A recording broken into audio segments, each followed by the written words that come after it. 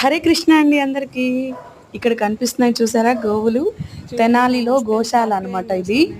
ఈ ఆవులకి దానా వేయటం చాలా పుణ్యం అండి. మనం సంపాదించే దానిలో కనీసం 10% అయినా తీసి, 100లో 10% తీసి ఇలాంటి గోవులకి, మూగజీవాలకి ఏమైనా హెల్ప్ చేస్తే చాలండి. ఈ భూమి మీదకి మనం వచ్చిందే ఏదో ఒకటి చేయటానికి అని ఖచ్చితంగా చెప్పగలను. 100కి 100%.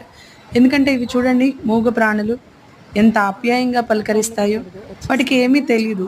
వీలైతే కనీసం మన పుట్టినరోజులో మనం రోజు పెట్టేంత స్థాయి లేకపోయినా ఏదో వెకేషనల్గా అయినా సరే ఏదో ఒకటి పురస్కరించుకొని వీటికి దాణా వేస్తే చాలా చాలా హ్యాపీగా ఫీల్ అవుతాయి అవి కూడా. ఎందుకంటే వాటిని కూడా పలకరించే వాళ్ళు అప్పుడప్పుడు వెళ్తూ ఉండాలి, పలకరిస్తూ ఉండాలి. సో నా ఉద్దేశం అయితే అదే. ఇలాంటి గోవుల్ని చూస్తూ ఉంటే మనకి ఎంత పీస్ దొరుకుతుందండి. ఆవులకి అండి గోమాత అంటారు, ఎందుకో తెలుసా?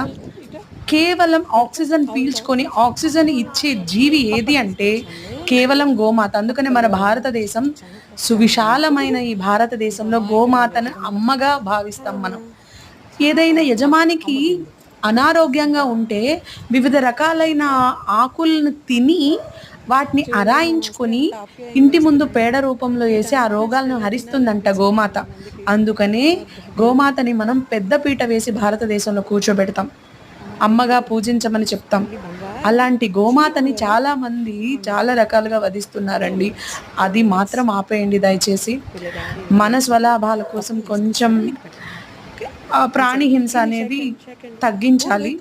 సో వాటికి వీలైనంత ఇదిగా ప్రతి గోశాలకు వెళ్ళి మీకు తోచినంతలో వాటికి ఫుడ్ వేస్తారని ఆశిస్తూ ఒక బనానా, పుచ్చకాయ, ఏదో ఒకటి విష్, గోధుమ పిండి, గోధుమలు కానీ మన ఇళ్లలో సజ్జలు, రాగులు అలాంటివి ఉంటాయి కదండి, అవి ఇస్తే అవి చాలా సంతోషపడతాయి అన్నమాట.